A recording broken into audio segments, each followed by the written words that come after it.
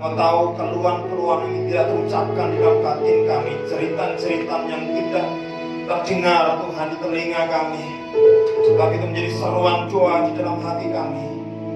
Kepedihan hati kami, ketertekanan hati kami, kami hanya bisa sampaikan kepada Sang Gembala kami yang tahu persis hidup kami. Tapi pagi hari ini Tuhan, Engkau Gembala Agung kami, Engkau Gembala yang baik, mari jumpai kami domba-domba.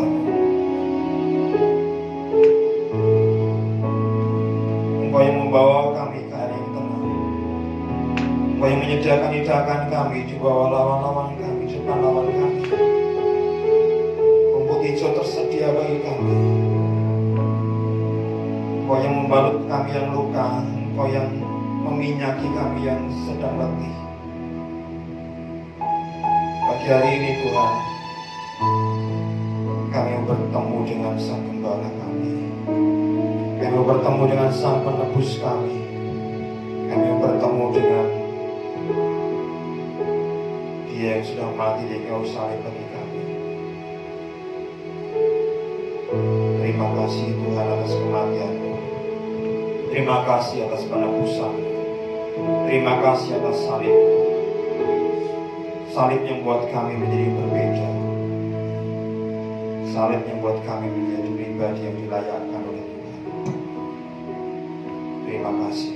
Mari Roh Kudus berbicara kepada setiap kami. Seterbatas apapun Kau terjemahkan Tuhan, supaya yang bisa memahami. Mari matikan aku Tuhan, dan hanya biar Kau yang bekerja.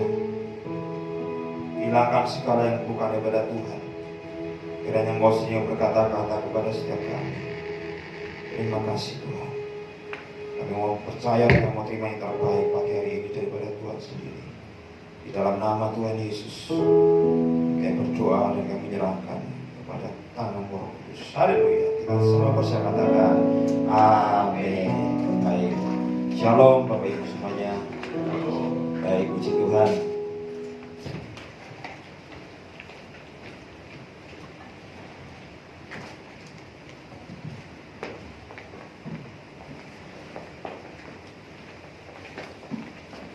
Gimana, sehat? Sehat, aman, dan sejahtera. Baik Bapak Ibu semuanya, ya ada satu hal yang saya rindukan untuk saya sharekan kepada Ibu semuanya. Saya tahun ini, tahun 2024, kalau saya merenungkan sejak saya kenal Tuhan, saya lahir dari keluarga Kristen dan saya bertumbuh di keluarga yang tahu Tuhan, tahu Yesus, bahkan ke gereja rajin saya. Ke gereja waktu di Pati itu ikut orang tua, bahkan cuma karena saya itu dekatnya sama orang tua, sama ibu, karena ayah saya masih pekerjaan lain di sana. Kemudian saya tidak ikut suami ibu waktu itu karena seorang ibu malu. Kalau sekarang masih malu. Jadi saya nempel sama ibu saya, kasih bersama, dan kami ikut ibadah yang bahasa Jawa, dan di situ saya kenal Tuhan. Cuman ya sudah tahu sendiri kehidupan yang tidak dimuridkan, tidak kemudian mengalami perjumpaan secara pribadi, ya bukan salah lembaga atau gereja, tetapi saya sendiri, sehingga kehidupan saya jadi hancur gitu ya. Dan saya ingat betul tahun 1994 Tuhan panggil saya, tanggal 6 Maret 1994 itu kelahiran baru saya. Jadi kelahiran secara rohani itu tanggal 6 Maret 1994. Jadi setuai saudara, setuai 30 tahun saya sejak lahir baru. Cuma saya mulai merenungkan begitu, Yesus, Tuhan kita Yesus, saya sudah dengar dan sudah bahkan mungkin sering saya perkatakan, saya sakit sama ya, sudah pun sama ya, bagi yang suami ibu. Saudara pasti sudah memperkatakan dan sudah menyebutkan dalam doa pun engkau menyebutkan itu dalam bacaan kita pun sama. Cuma jadi pertanyaan besar, seberapa kita itu melekat dekat sama dia? Itu menjadi berbeda nanti. Ya sudah merenungkan ya. Engkau nih nggak tahu nih yang aku sudah berapa tahun lahir baru terima Yesus sampai sekarang, seberapa kita kenal dia menjadi satu-satunya Tuhan, menjadi pribadi yang utama hidup kita, itu menjadi pengaruh besar bagaimana hidup kita. Dan saya menyadari Bapak Ibu, pengenalan saya akan Tuhan masih jauh dan amat sangat jauh dari yang seharusnya. Umur 30 tahun itu orang yang sudah dewasa sudah menikah ya. Menikah itu sudah dewasa lah beratnya, tuwek. Nah, sekarang kita mau melihat seberapa kita kenal Tuhan, bisa menganggap ya, bisa berhubungan dengan Tuhan itu menjadi dengan sebagai satu pribadi yang sangat dekat, sangat dekat. Saya tidak tahu bagaimana kehidupan mesbah pribadi Bapak Ibu semuanya di rumah atau dimanapun Bapak Ibu berada dengan Tuhan. Tapi saya berdoa dan saya mengharapkan Bapak Saudara punya kualitas yang amat sangat bagus dengan Tuhan. Kan itu menjadi pembeda. Ya, kita hari ini saya akan coba share dari apa yang saya rasakan, kemudian saya mulai merenungkan. Ada banyak koreksi dalam diri saya, kemudian saya jadi ini saya harus berubah ini. Saya ternyata nggak kenal Tuhan di titik ini. Saya nggak kenal Tuhan di titik ini.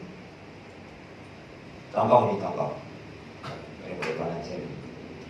Saudara pernah dengar firman katakan begini? Atau enggak firman dulu lah. Menurut Bapak Saudara, kalau engkau berdoa, Tuhan mesti jawab enggak? Jawab.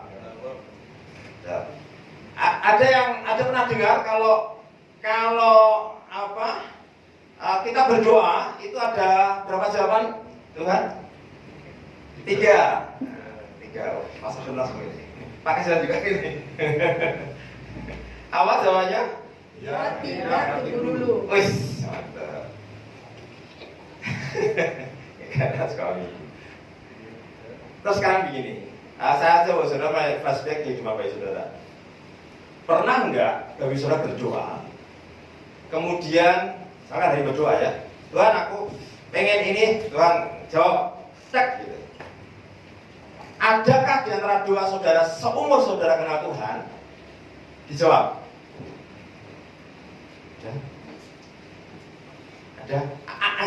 Adakah doa yang engkau doakan dan tidak dijawab Tuhan?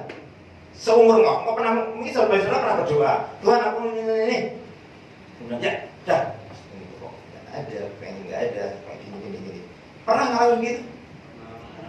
Pernah. Engkau berdoa dan engkau tidak berjawab Tuhan, pernah? Berarti pertanyaan jawaban pertama tadi salah dong saudara. Kan pertanyaan saya begini, pertanyaan saya. Pas kalau sudah berdoa, Tuhan pasti jawab.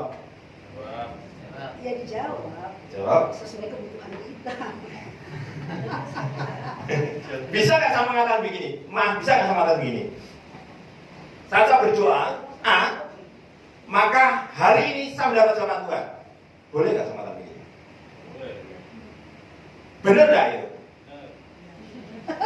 Benar nggak? Misalkan Tuhan aku minta A, terus saya katakan harus sekarang jawab Tuhan, dan saya mengatakan harus sekarang jawab.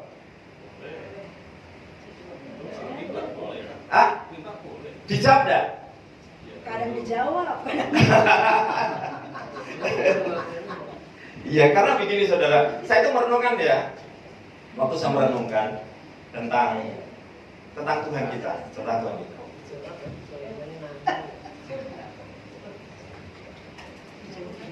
Apa jawabannya nanti? Berarti nggak dijawab dong?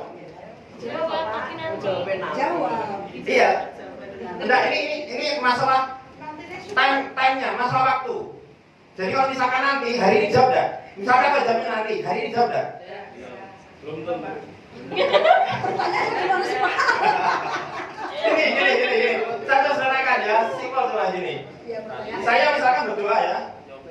Berdoa, Tuhan aku minta A misalkan ya. Iya. Terus hari ini Tuhan jawab enggak? Jawab. Enggak dong. Enggak dijawab. Aku dijawab. Dijawab, oke? Jawab. Jawab. Walaupun itu yang tidak saya kehendaki, tapi Tuhan kan itu yang terbaik yang saya minta A, Tuhan kasihkan B. Nah, Tuhan itu memandang yang B itu lebih bagus, sementara saya pikir A itu lebih bagus. Nah, kalau- ya. Hari itu juga dijawab. Misalkan jawabannya tidak, berarti engkau tidak mendapatkan. Ya enggak. Itu juga jawaban. Kalau tunggu. Jawaban juga, Pak. Jawaban. Ya. Oke, gini. Kan berarti kalau jawab kita ada 3 ya, aku ada 3 ya. Kan masa sederhana kan coba. Nah, kalau kita kayak anak sama minggu, kalau kita sama-sama belajar. Justru segar, Pak, segar. Jawabannya 3 loh. 3. Ya, tidak. Oke. Dan nanti. Nah, pas saudara minta A, kemudian kan jawabannya bisa ya, hari dapat A, oke? Tidak, berarti saudara tidak dapat A. Tapi sudah dapat jawaban enggak? Jawab. Nek nanti saudara dapat A enggak? Bisa dapat A, bisa enggak. Kalau nanti, kalau tunggu. Kalau Aku bisa dapat A, bisa enggak? Saya bisa enggak? Saya bisa enggak? Oke, gini, ya. Asik nih. Tuhan yang ngatur aja. Ya. Kita ikutin aja terus. Gini, menurut saudara, jawaban Tuhan itu apa sih? Menurut saudara, jawaban Tuhan itu apakah ya, tidak, dan tunggu? Cuman itu atau yang lain? Menurut lain. Yang lain. Yang ketiga ini. Yang lain. Sudah main nangkepnya karena mau menggiring ke yang lain, saudara. Karena begini saudara, saya waktu merenungkan, terus sebenarnya lagi bukan melek ya, lagi ngajarin. Saya berdoa untuk A, saya berdoa minta B begitu. Terus beberapa kali sempat saya ketemu dengan anak bimbingan gitu, katanya, kamu nek doa itu kamu mendapatkan jawaban enggak? Dapat jawaban. Terus kalau kamu berdoa hari itu kamu doa A, kemudian hari dapat jawaban enggak? Ya bisa 3 tadi. Padahal firman Tuhan katakan begini ya. Yohanes 16:24 sampai sekarang. Nah, ini saya tolong sengaja saya tolong bagi saudara supaya bisa paham. Sampai sekarang kamu belum meminta apapun dalam namaku, mintalah maka akan terima supaya penuh sukacitamu. Jaminan jawaban doa Matius 7:7. Mintalah maka menerima dulu dong.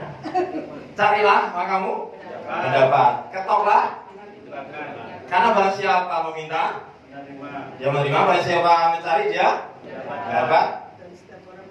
Yang mengetok pintu akan dibuka baginya. Berarti saya garis bawahi, apapun permintaan kita, apapun loh ya, pasti. Dan kalau kemudian ditanya kapan Pak? Sekarang. Saudara kan nanti itu katanya sekarang. Makanya saya beritahu teman-teman tadi kan sudah jawab ya. Kalau misalkan jawabannya itu ya, tidak, tunggu, itu sudah merupakan jawaban sebetulnya. Betul? Karena begini saudara, ada banyak yang ada gini, kayak kalau bahasa istilahnya terminologi jawaban Tuhan atau arti jawaban Tuhan, itu banyak orang anak-anak Tuhan yang menganggap jawaban Tuhan itu ada sesuatu yang real saat kita meminta dan kemudian Tuhan memberikan atau Tuhan tidak memberikan atau Tuhan ngosek. Tapi kalau bagi saya pribadi, ini waktu saya merenungkan nih, ya mohon maaf kalau salah, tetapi waktu saya merenungkan jawaban Tuhan itu apa? Jawaban Tuhan adalah respon dari doa kita, respon Tuhan atas doa kita. respon Tuhan atas doa kita. Menurut saudara, saat saudara berdoa kepada Tuhan, jawabannya tadi ya, tidak, dan tunggu. Apakah respon Tuhan terbatas pada 3 jawaban itu? Tidak. Tidak.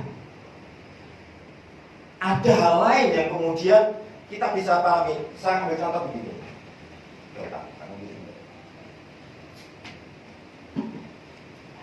Pernah baca waktu Kisah Rasul?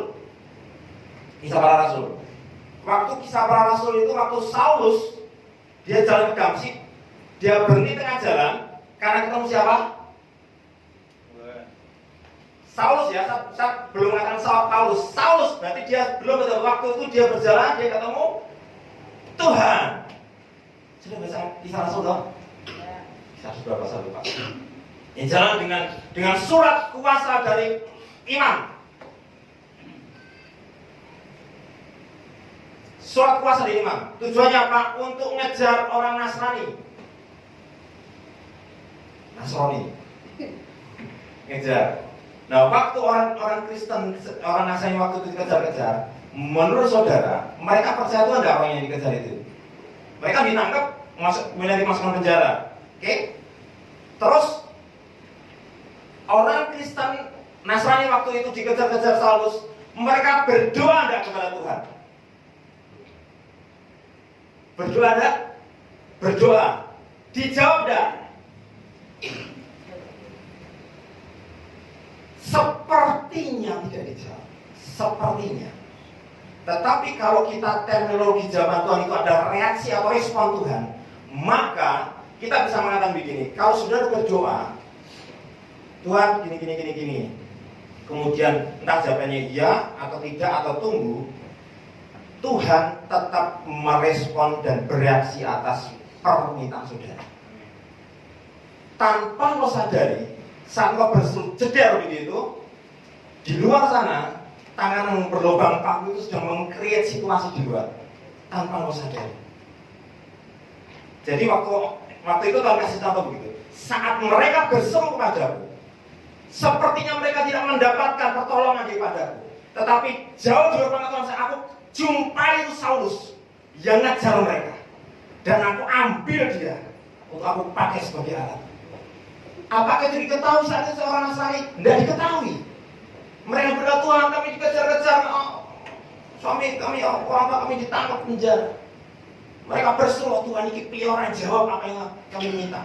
Tapi di luar sana Tuhan sedang sibuk mempersiapkan untuk engkau mengalami apa yang kau doakan.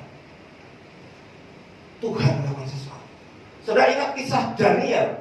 Daniel waktu dia berniat doa puasa, datang jabatan berapa hari? Gabriel bisa sampai ke Daniel berapa hari? 21 hari. Sejak Daniel berdoa, saya mau tanya pada saudara, waktu Daniel berdoa, Tuhan selamatkan ini, ampuni bangsaku, Tuhan jawab enggak? Di mata Daniel, Tuhan seperti tidak jawab. Tapi di luar sana, Allah mengutus Gabriel dulu. Kamu ke sana. Terus ketemu penguasa Persia, penguasa Yunani.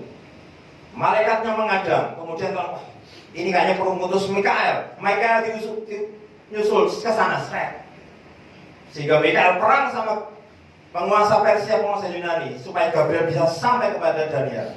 Saya mau tanya, waktu Daniel pertama kali di hari pertama berdoa, Tuhan sudah menjawabnya. Sudah. Daniel ngerti enggak? Enggak. Waktu saya tahu itu, saya semakin mengenal Tuhan saya. Mungkin doa saya, seruan saya, kok kayak dijawab. Tapi tanpa sepengetahuan di sana Yesus mengerjakan banyak. Dia mengerjakan sesuatu. Apakah cukup di situ? Enggak. Ada satu yang kemudian saya mulai pahami. Saat saya berdoa kemudian satu yang mendapat jawaban. Tuhan sedang membentuk saya tanpa saya ketahui. Tuhan sedang mendewasakan untuk saya sabar, untuk saya tekun. Mungkin saya fokusnya Tuhan, jawabanmu mana? Tuhan saya sendiri sedang berseru dan mengeluhkan itu. Tetapi tanpa sepengetahuan saya, Roh Kudus di Galatia 5, 2, 2, 3. Buah roh, Roh Kudus mengerjakan kesabaran, mengerjakan penguasaan diri, mengerjakan sukacita damai sejahtera atas hidup saudara. Saat kau berjuang menantikan jawaban Tuhan, Tuhan sedang memproses hatimu. Dia sedang meng-create hati ini. Mungkin kita nggak tahu. Kita sering salah sangka sama Tuhan. Betul itu.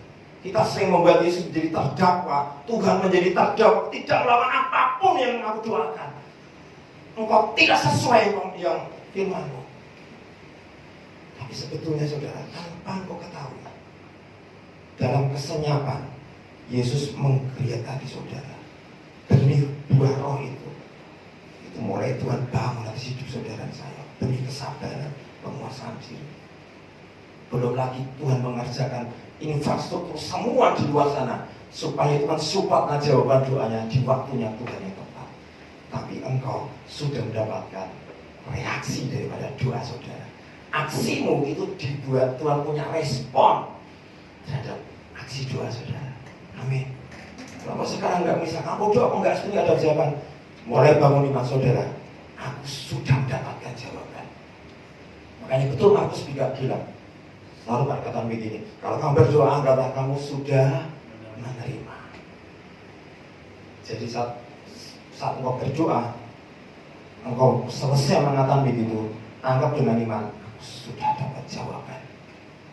Walaupun mungkin nanti jawaban nanti, tetapi hari ini, detik ini aku sudah dapat jawaban. Karena kita tahu Tuhan sedang merespons doa kita tanpa kita sadari. Jadi berapa banyak di antara doa itu terjawab, sepertinya tanda kutip. Percayalah, Allah sedang bereaksi atas doa. Waktu saya merenungkan itu, saya pikir, ya Tuhan ampun ya. Karena sudut pandang saya sempit tentang jawaban Tuhan atas doa saya.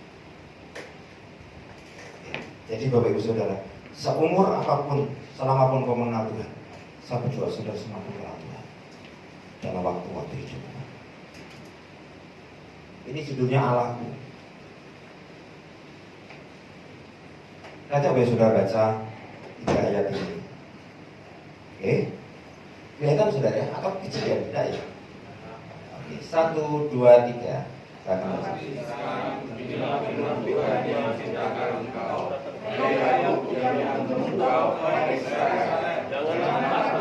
Sebab aku telah menebus engkau. Aku telah memanggil engkau dengan namamu. Engkau ini kepunyaanku.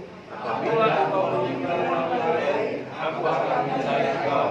Walau sungai-sungai engkau tidak akan dilakukan.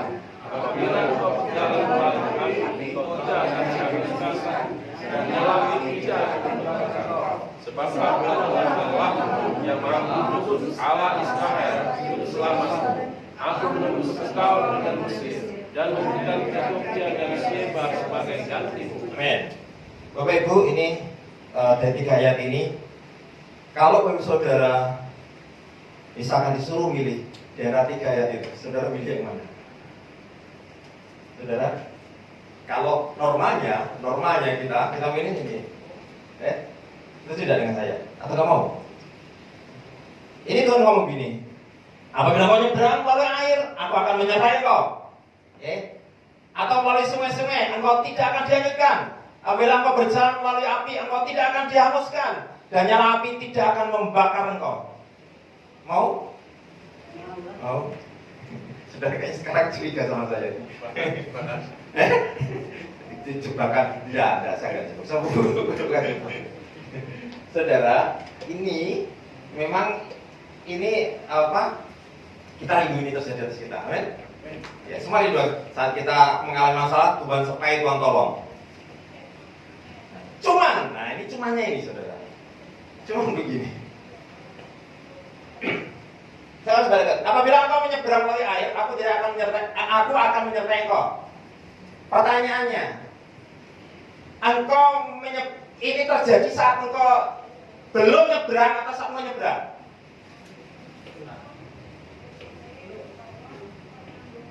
Pertolongan penyertaan Tuhan ini melalui sungai-sungai, engkau tidak akan hanyut.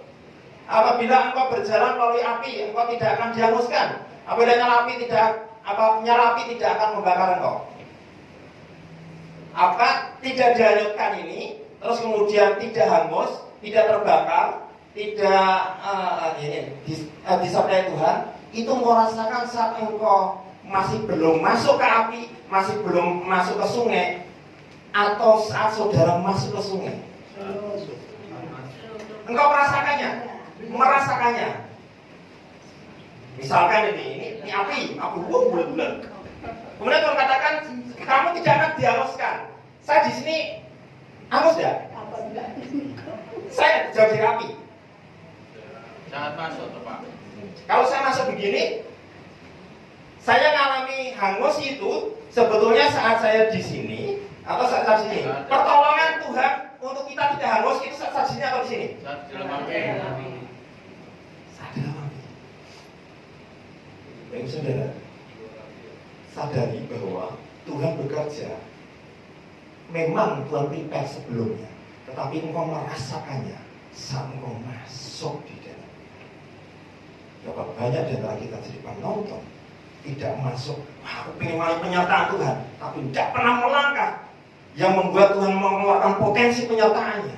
Wah, aku pengen sakti kayak debus melewat geni, orang ya bukan kemudian fisik seperti itu, tetapi itu tidak akan kau rasakan kalau ketika masuk ke api. Paham ya? Paham maksudnya ya? Bapak Ibu Saudara, ini janji Tuhan, janji penyertaannya, janji itu tidak hanyut.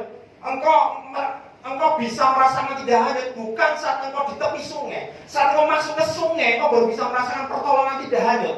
Fisik ya, tapi kalau iman bisa. Sebenarnya kamu iman kita bisa, aku tidak akan hanyut. Oke, tapi itu akan dirasakan saat kita masuk sungai. Makanya kita harus aku tidak hanyut karena Tuhan memberikan kuasa kepadaku, menolong aku.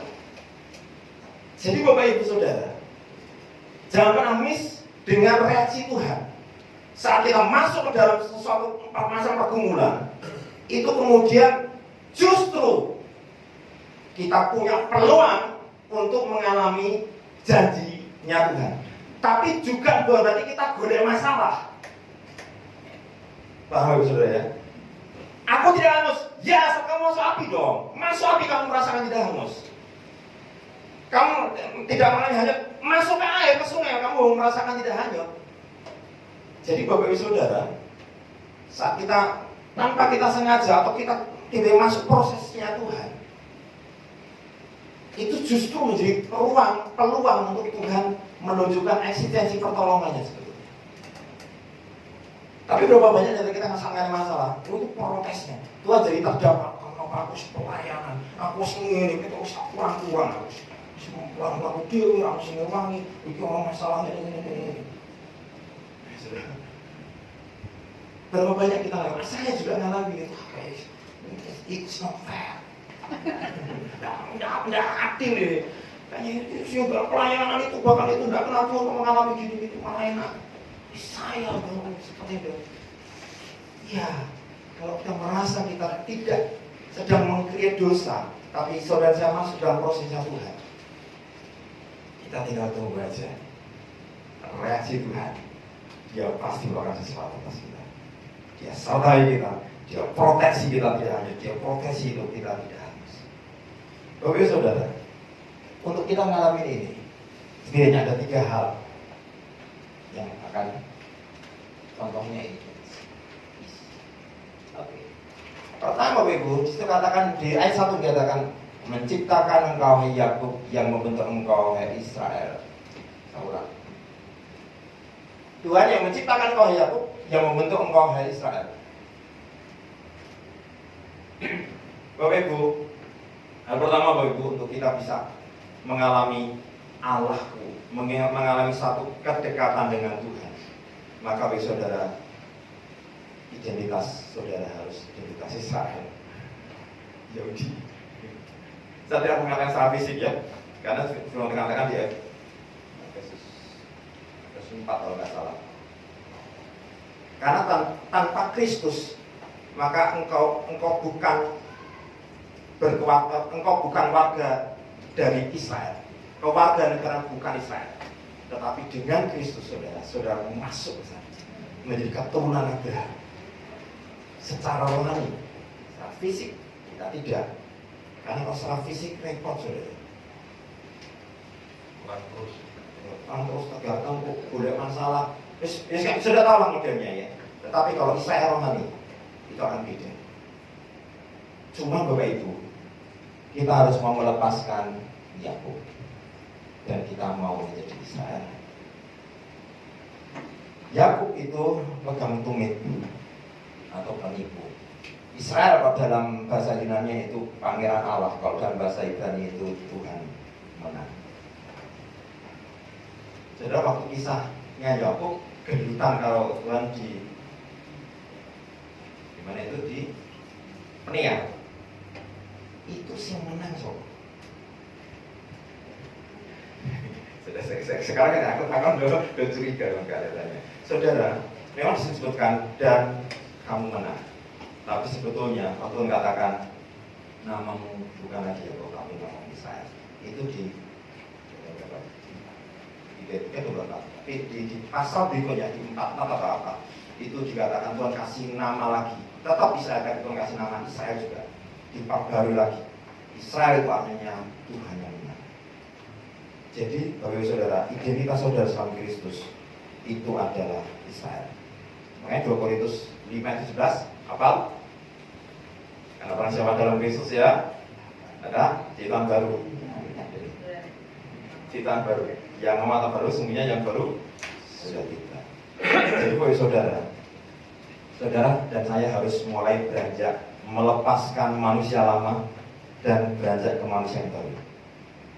Pertanyaannya, gampang enggak melepas manusia lama? Melepas Yakub gampang enggak? Ya. Gitu ya.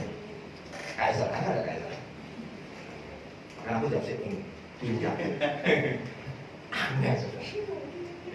Berapa banyak kita sebenarnya tanpa kita sadar kita mengentertain Yakub kita. Contoh, saudara misalkan maaf ini marah nesu, itu cepat iso direm enggak atau diolor-olor nesu, nguap-nguap gitu, kayak puas begitu, muring-muring, daripada mulai direm, nget. Rasa musuh. Ada banyak anak Tuhan, termasuk saya, kadang mengentertain manusia lama. Apa? Nggak seminta aku lah, nggak usah minta maaf lah. Ada sebetulnya kan, nggak harus begitu. Harusnya minta maaf. Tapi banyak dari kita yang justru malah ngasih usah. Pokoknya kalau merasa kita yang paling benar,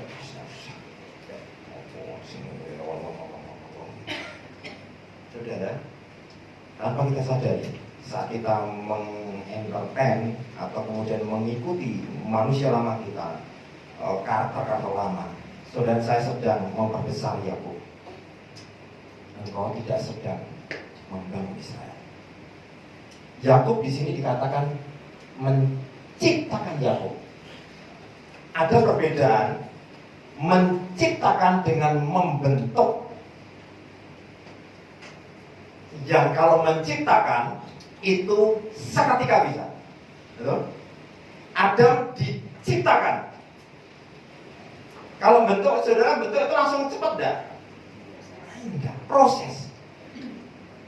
Nek dan Yakub gampang. Mengenterkan manusia lama gampang.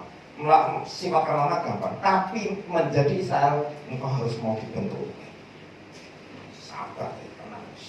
Baik, ada pertolongan. Saja. Pertama, saudara, kita harus melepas Yakub. Manusia lama, jadi keimbangan. Saudara akan ngasih makan manusia lama di saat engkau mengentertain karakter lama.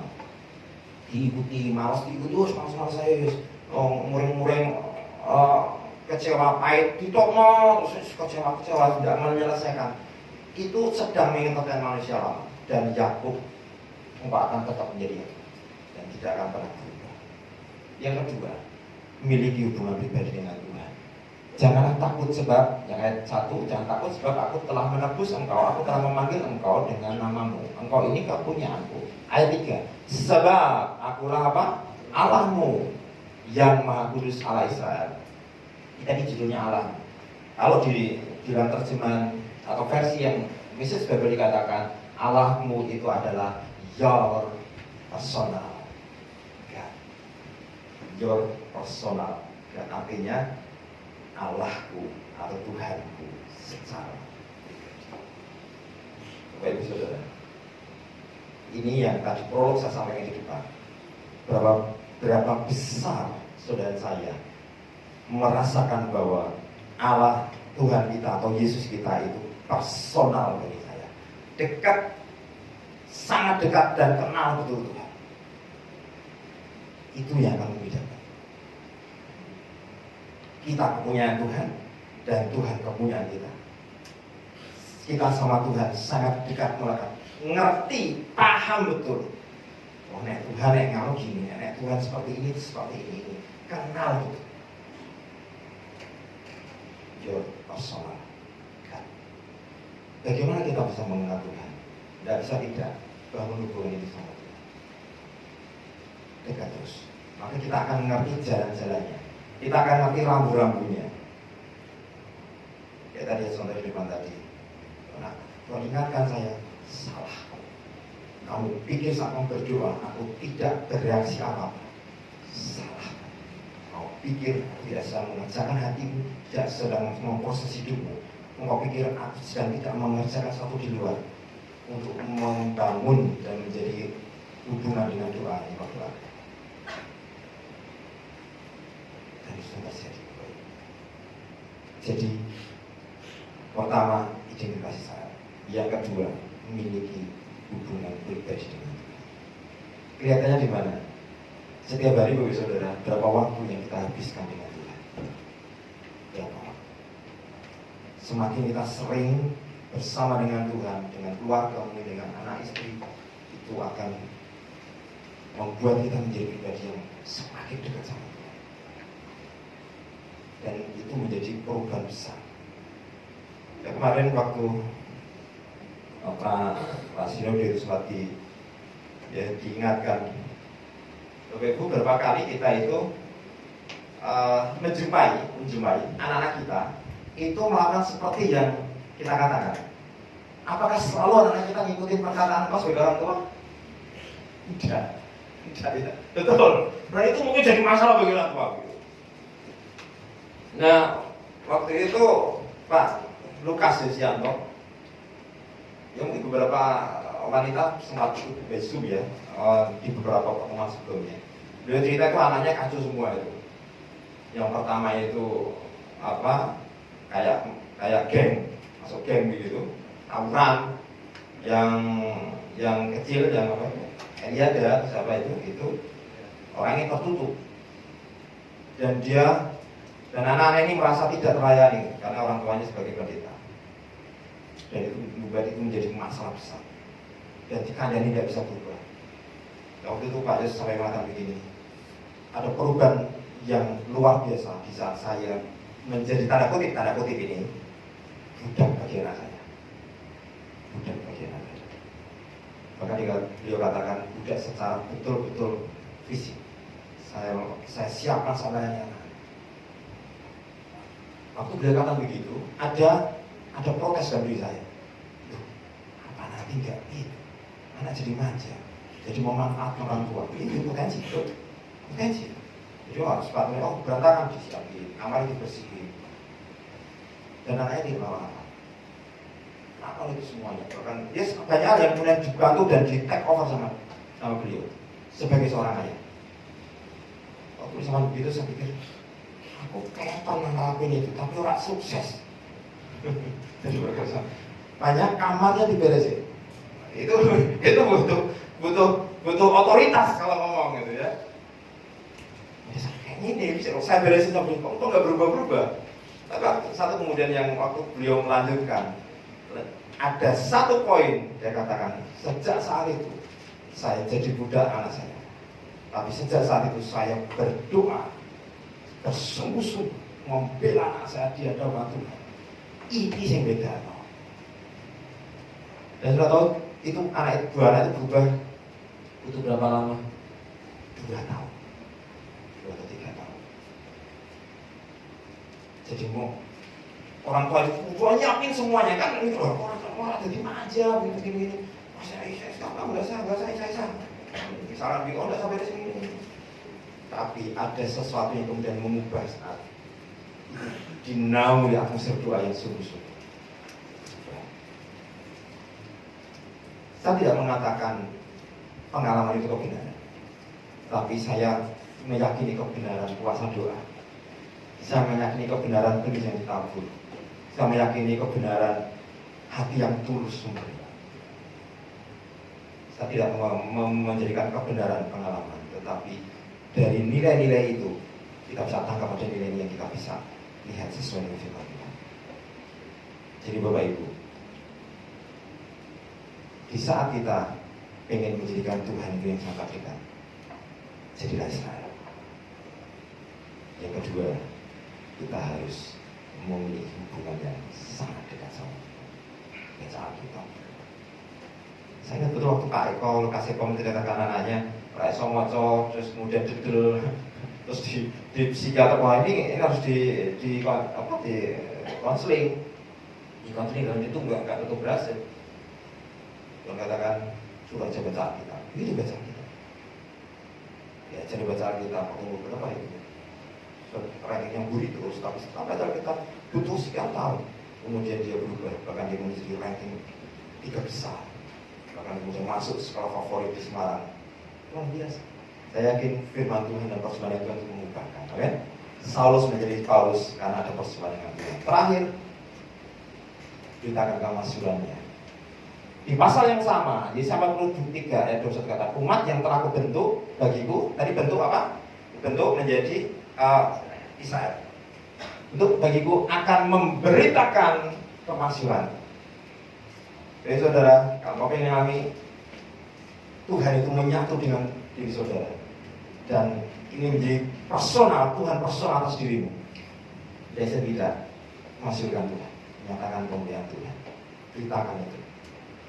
Kemarin saya berkali sekali waktu di Ungaran itu ada pendeta dari India, Samil atau siapa namanya itu, saya lupa namanya. Dia itu ngomong begini apa? Billy Graham itu seumur hidup dia hanya punya satu produk yang dia punya. Dia katakan apa? Yesus. Produk utama Billy Graham Yesus. Dan itu seharusnya menjadi produk utama kita. Saudara, kalau mau jualan, engkau akan coba bawa itu produk dan engkau akan create, akan atur bagaimana produk ini bisa dikenal orang.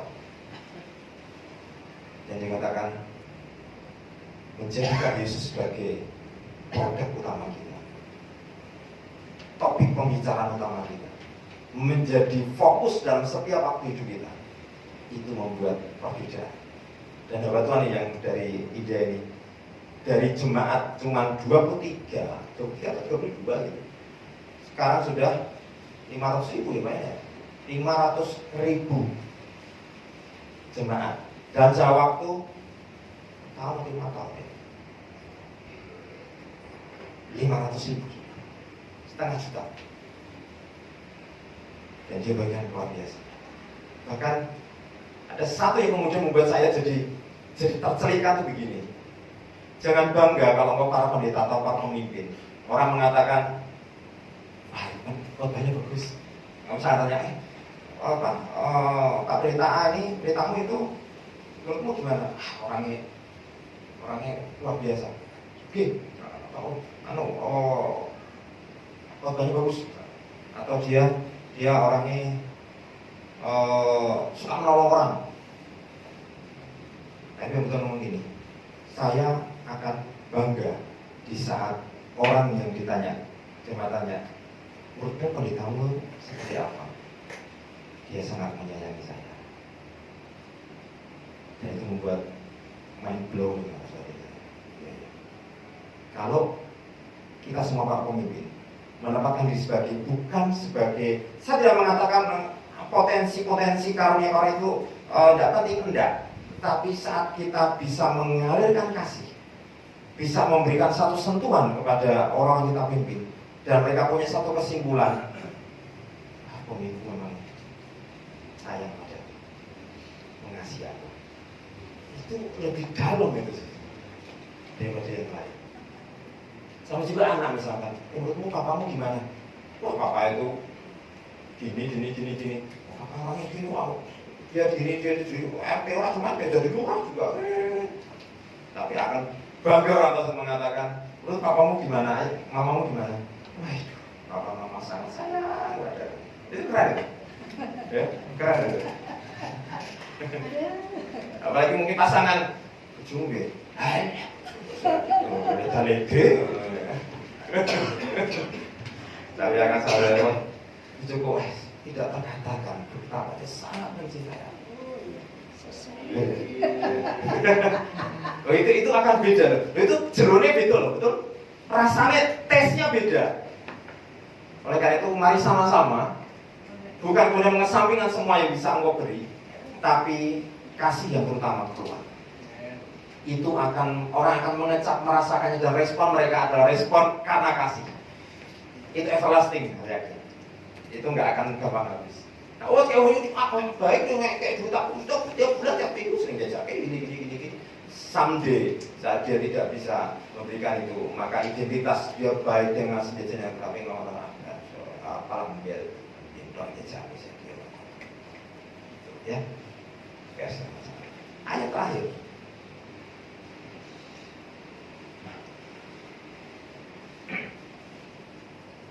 Kita baca sama-sama ya. Sing keras ya, sing keras. 1, 2, 3. Luputkanlah aku dari orang-orang dia ini yang bagiannya adalah dalam hidup ini. Biarlah mereka dikenyangkan dengan apa yang kau simpan, sehingga anak-anak mereka menjadi puas, dan sisanya mereka tinggalkan untuk bayi-bayi mereka. Tetapi aku dalam kebenaran akan memandang wajahmu, dan pada waktu bangun aku akan menjadi puas denganmu. ya. Oke saudara, dalam kehidupan kita, kalau misalkan ini berkat, ini Tuhan, saudara milih mana? Berkat atau Tuhan? Tuhan. Tit lo ya. Tuhan ya. Mari nak tuanmu, tenang. Oke. Aku tidak pernah apa-apa Tuhan. Karena engkau memilih aku, karena engkau mengasihi aku. Dengan atau tanpa aku memberi sesuatu. Setuju? Artinya tanpa, kalau saudara milih Tuhan, misalkan Tuhan memberkati saudara tetap milih Tuhan, betul? Yakin? Amin. Gitu ya. Walaupun cukup berisiko, tapi ya. Karena memang begini saudara, kalau kita baca ayat ini, saya tadinya itu merenungkan ini, tapi kok kemudian wah, baca atasnya. Di atasnya saya lihat kok sesuatu yang membuat saya ganjel sebetulnya. Ini ya, coba saudara perhatikan kata-katanya. Luputkanlah, ini saudara kalau baca di atas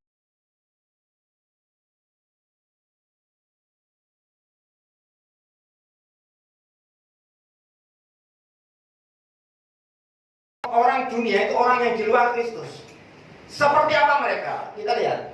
Yang apa? Hidup ini. Dia milih hidup, oke? Terus kemudian biarkan perut mereka dikenyangkan dengan apa yang engkau simpan. Ini gede cilik. Berarti dari siapa?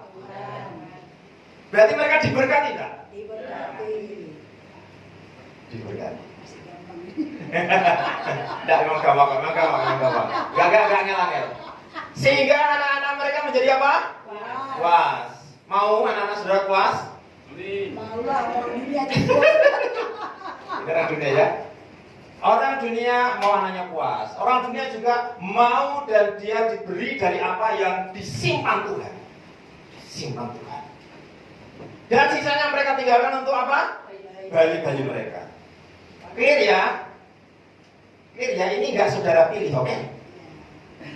Ini kan nggak saudara pilih dong. Tadi kan pilih Tuhan. Iya. Tetapi, ya aku waktu ini saudara toh? Ya. Ya saudara, saya juga ikut, nggak apa-apa, aman. Saya juga ikut. Tetapi aku, saudara dan saya, apa? Dalam kebenaran akan apa? Kupandang wajahmu. Engkau pandang wajah Tuhan kah? Amin. Ya. Dan pada waktu bangun pagi aku akan apa? Menjadi Puas dengan rupamu. Sudahkah saudara? Tangi itu jegaki.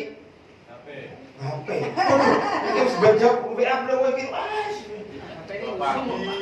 Oh, pakai baju.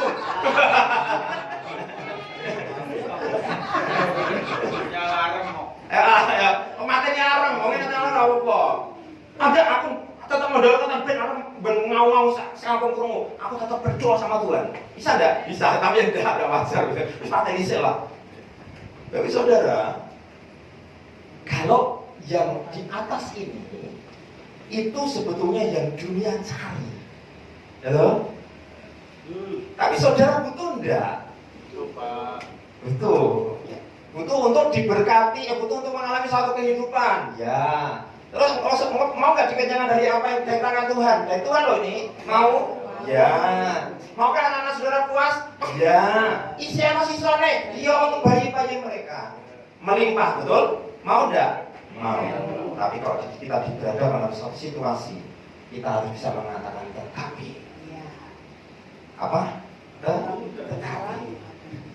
Aku dalam kebenaranku pandang wajahmu. Saudara mandang wajah Tuhan parah kah? Dan aku akan menjadi puas dengan. Jadi saudara, puas hendaknya kau dengan Tuhan. Itu terbukti dari apa yang kau rasakan dari hari ini. Kalau engkau nyaman dan kau bisa menikmati waktu dengan Tuhan dengan sangat luar biasa. Aduh, kau jujur kau sejam. Aduh, kau sesuatu jam. Aduh, kau ini bisa menit, kau mesti kau suwi. Nabi 5 menit. Baca Alkitab. Berapa banyak? Apakah kita puas? Saudara, kalau engkau, saudara saya, flashback ke belakang kehidupan mesbah pribadi saudara saya. Kalau di hari-hari kita tidak mengalami kenyamanan saat berdoa, kenyamanan saat baca Alkitab, kenyamanan saat beribadah, kenyamanan untuk doa komit, kenyamanan untuk apapun yang tentang Tuhan, maka kita sedang tidak merasa puas dengan Tuhan. Tapi kita sedang puas dengan yang di atas tadi, menjadi puas anak-anaknya. Tapi saudara, Kristus menjadi yang personal bagi kita di saat saya puas dengan Allah. Amin. Puas dengan Yesus. Percuma kekristenan saudara saya 30 tahun, kayak saya misalnya 30 tahun saya bisa tidak puas dengan Kristus, maka itu percuma. Karena itu pagi hari ini kita sama-sama menjadikan Kristus menjadi my personal God. Kata sama-sama my personal. Jadi Tuhan bersama pribadi karena Dia yang buat kita puas. Amin. Terima kasih Yesus, kami bersyukur kepadamu. Engkau yang tolong kami Tuhan. Engkau tahu keterbatasan kami. Engkau tahu kelemahan kami. Engkau tahu segala yang kurang atas kami. Tapi kamu belajar untuk berubah. Kami belajar untuk memiliki pengenalan yang baru tentang Engkau. Kami mengalami ruang-ruang di mana kami belum mengenal Engkau, belum mengenal kebenaran, belum mengerti tentang perjalanan-perjalanan bersama dengan Engkau. Sungguh hari ini Tuhan, mari Roh Kudus tolong kami. Engkau yang diutus Bapa, diutus Yesus untuk menjadi Roh penolong yang menolong kami sampai pada kebenaran. Mari Engkau bawa ke setiap kami, jemaat-Mu untuk kami mengalami Tuhan, menjadikan Kau Yesus Kristus menjadi my person, menjadi Tuhanku secara pribadi. Mari Bapak Ibu Saudara, jadikan Tuhan Yesus sebagai Tuhanmu secara pribadi, dan kita dipuaskan dengan pribadinya, bukan dipuaskan dengan apa yang ada di tangannya. Firman Tuhan katakan, carilah dahulu kerajaan Allah dan kebenarannya, maka yang lain akan ditambahkan. Terima kasih Tuhan, lanjutkan karya-Mu. Ajari kami mengenal Engkau lebih lagi tentang Yesus Kristus yang menebus dan mengasihi kami. Di dalam nama Yesus.